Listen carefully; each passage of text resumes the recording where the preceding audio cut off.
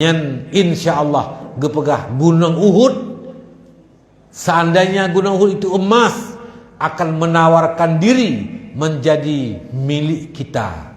Yang duknan Nabi Allah dan yang kamu jarab. Yang kamu jarab kalih tak coba-coba kata amalkan butoi yang cukup memudahkan rezeki kepada kita. Nya katanya mentah malanyo namalkan ku bedingat karena faedah malamnya. Ada dua kalimat yang ringan ketika lidah mengucapkannya, tapi berat ketika ditimbangkan di atas mizan hari kiamat. Oh, tak ucapkan fui, watai ketimang mu'in-in ceng. Gehon. Tah dua buah kalimatnya mak. Mangat batakun gehon watai ketimang udah kiamat. Pertama kalimat subhanallah. Dan yang kedua kalimat wa bihamdi, subhanallah wa bihamdi. Maka nyan zikir yang lagi nyan mak tamita lagi tayang. Yang belele fahala kupua yang ada pun dit tapi fahala merempek le. Lebih-lebih so yang amalkan zikirnya wate antara fajar semayang fajar dengan semayang subuh. Kaitan mang wate fajar yang semayang sunat fajar 2 rakaat, orang tak baca zikirnya,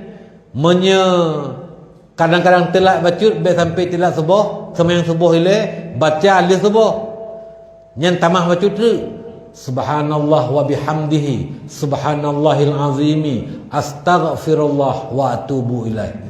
Subhanallah wa bihamdihi, subhanallahil azimi, astaghfirullah wa atubu ilaih.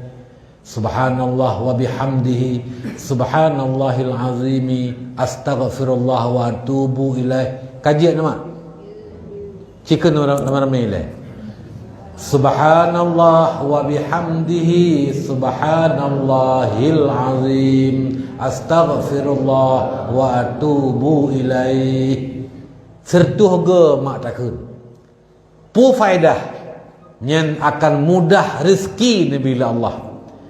Sirah sahabat Nabi sempit tak udip, sempit rezeki, dia mengadu kepada Rasulullah, ya Rasulullah, Nabi kelun ya Rasulullah amalan yang lu amalkan amalannya bermudah rezeki lun Nabi Allah. Lun hudip lung sempit, miskin, rezeki lung sempit, lung buka usaha hana jalan, lung tupah hai bibut kelun ya Rasulullah. Nabi ya Rasulullah amalan kelun yang lu amalkan yang bermudah rezeki lun. Maka Nabi niyakun tak adanya subhanallah wa bihamdihi, subhanallahil azim, astaghfirullah. Taramahlah wa tubu ilaih hana pupu nyan mak tau laulang insyaallah tamulazamah ngatanya nyan insyaallah gepegah Gunung Uhud, seandainya Gunung Uhud itu emas, akan menawarkan diri menjadi milik kita. Yang duknan Nabi Allah dan yang kamu jarab. Yang kamu jarab kalih tak coba-coba kata amalkan butoi yang cukup memudahkan rezeki kepada kita. Yang katanya mentah malanyo namalkan ku bedingat karena faedah malamnya.